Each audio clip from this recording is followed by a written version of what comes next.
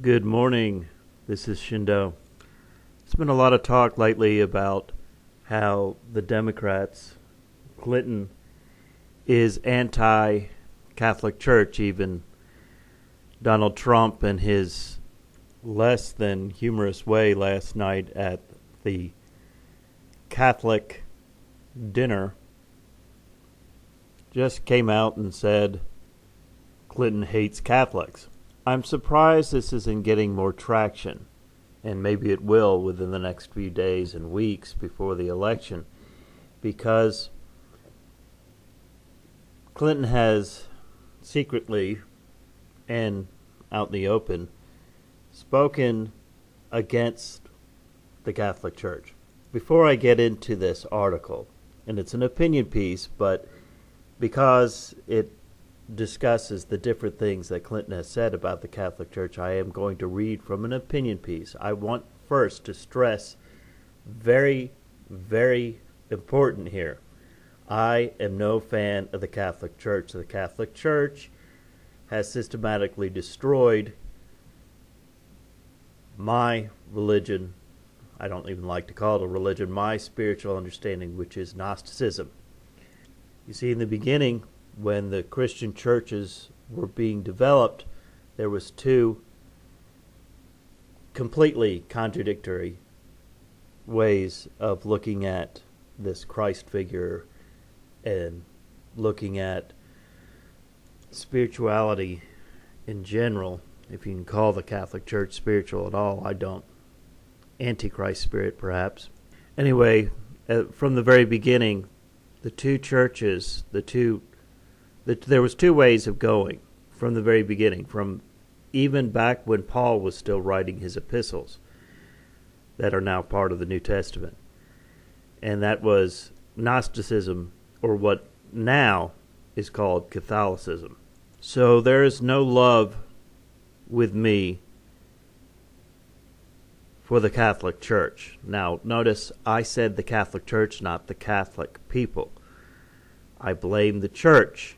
They have systematically destroyed my spiritual understanding, and something that wasn't resurrected again until the 1950s, and that is Gnosticism. So understand, I am not pro-Catholic in any stretch of the imagination. I thought this would be an interesting topic because I've noticed that a lot of the media are Catholic. Okay, if you're up in New York, and that's where the media is, of course. If you're up in New York and you're a big city, especially New York, you're one of two things basically. You're either a Catholic or a Jew. If you're, practicing any religion. I know, I'm generalizing. But I've noticed that most of the media, the talking heads that we see on our TV screen, it seems that much of them, if not most, are Catholic, or at least come from Catholic background. So I would think this would be a story that they would pick up despite themselves. You see, Clinton was expected to apologize for these remarks, and it's in this opinion piece last night, and she never did. So let's just get into the opinion piece here. This is from Boston Globe, another place where there's lots of Catholics. There's more Catholics than any other single denomination here in the United States. So they have a very strong, they have a very powerful political, this is a very powerful political community. And I don't see them, most of them, at least not practicing Catholics, going to support Clinton, especially after all of these other things have come to the fore. So let's get into this opinion piece by Boston Globe.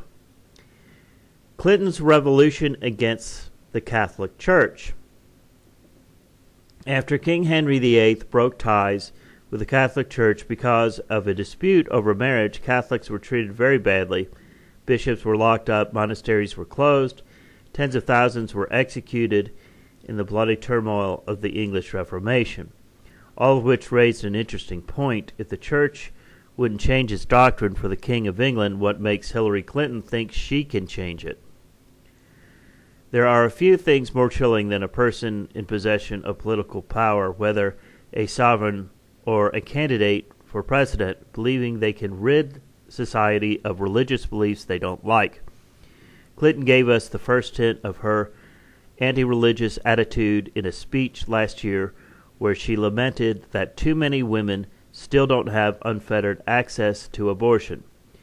Quote, rights have to exist in practice, not just on paper, unquote, Clinton said.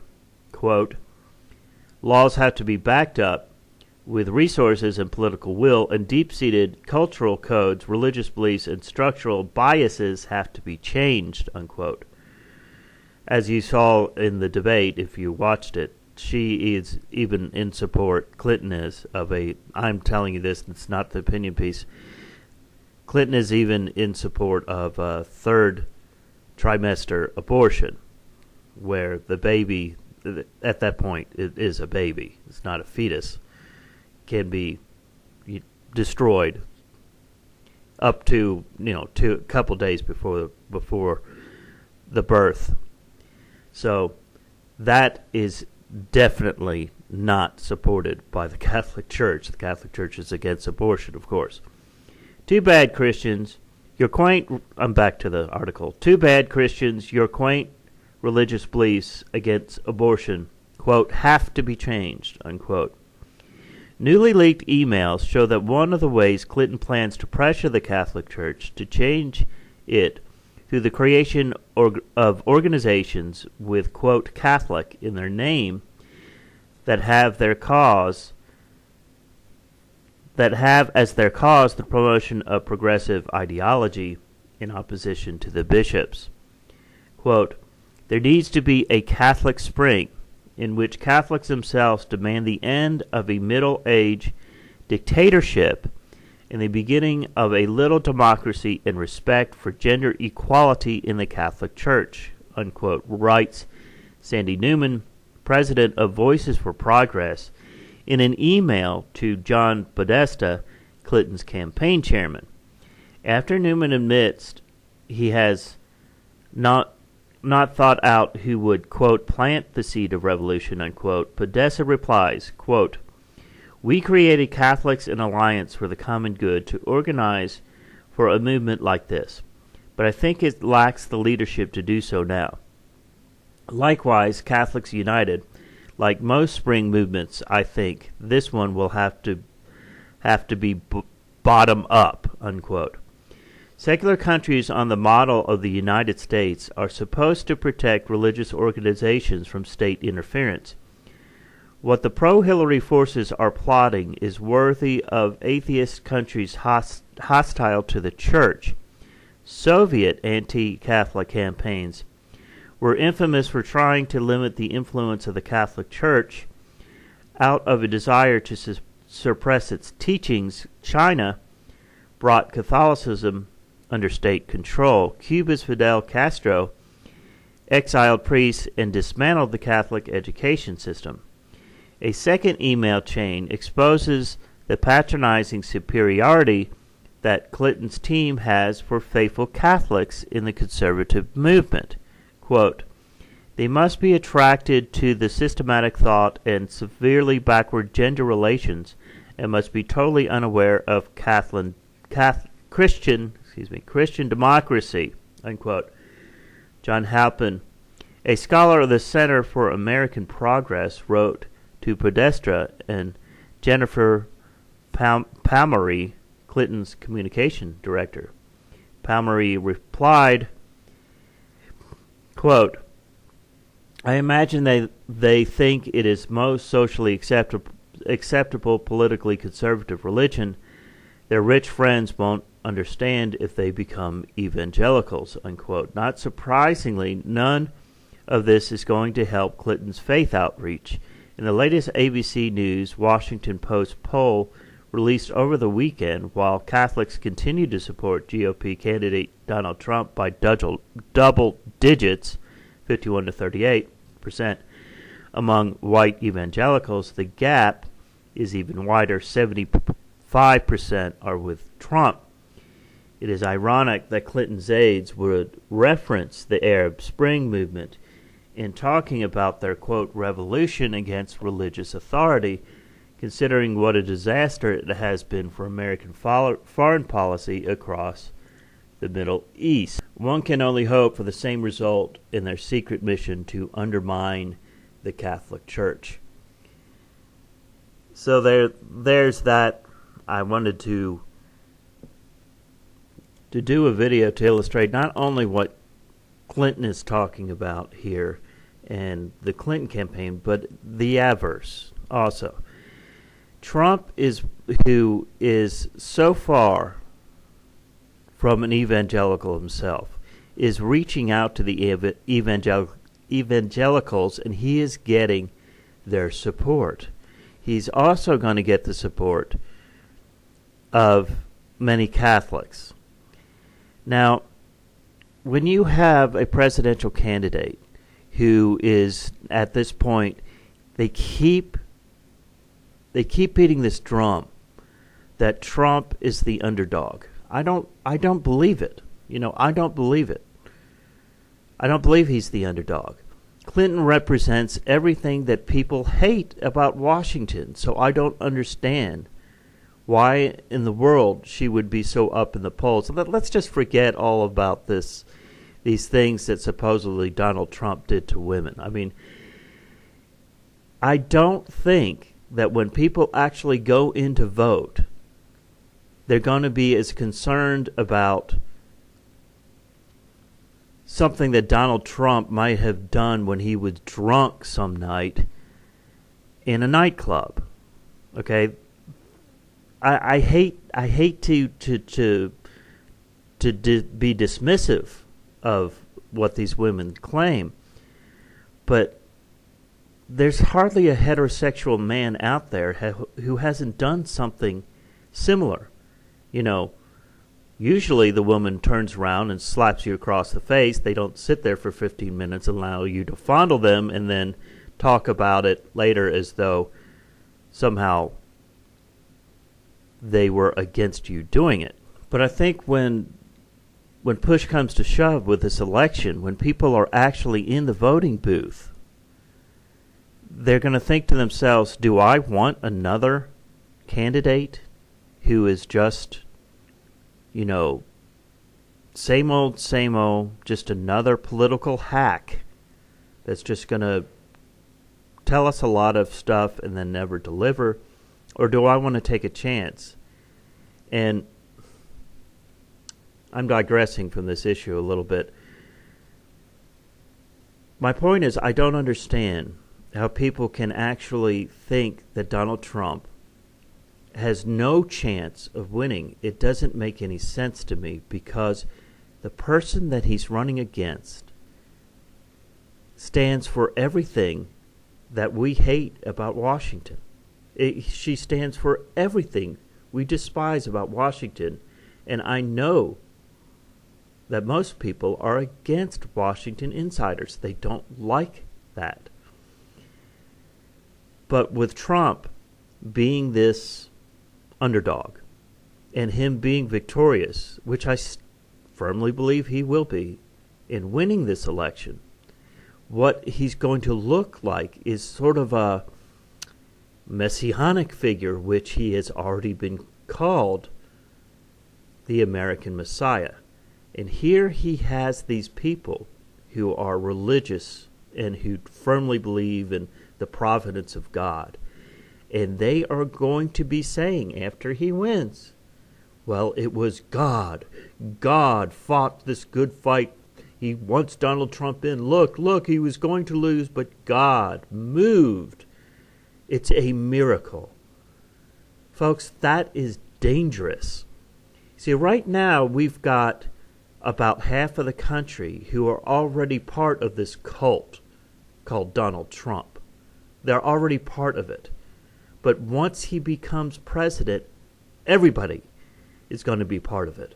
And if you don't want to be part of it, well, at the very least, you're going to be treated pretty much like a second-class citizen.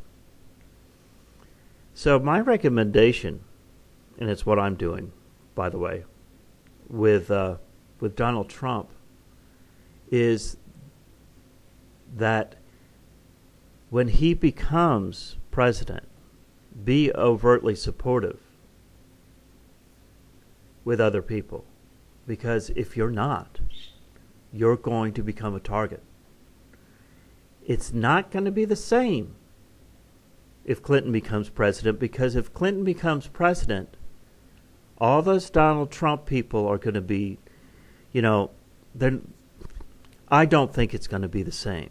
I don't think it's going to be the same. I don't think she's going to be president.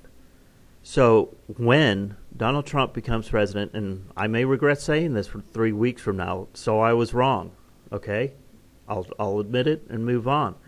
When he becomes president, it's going to look, they're making every appearance as though it's a miracle that he becomes president. And this is going to lead us into a presidency that is going to be regarded as a miracle, and that he somehow is touched by God like no other figure. He is a very,